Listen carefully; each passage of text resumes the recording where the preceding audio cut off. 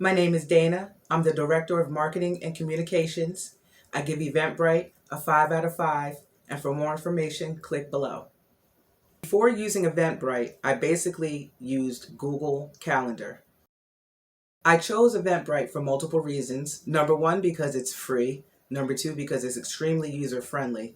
And number three, it seems very easy to get people to attend those online events using that application. It was very easy to get started using Eventbrite. It's step-by-step information. If you're using it for a free event, it's even simpler than you think. For anyone considering using Eventbrite, I suggest using it for a free event first, just so you can get familiar with the software and see how wonderful it actually is. And then maybe when you're ready to step up, then you can consider a payment plan. But I would definitely get started with free stuff first.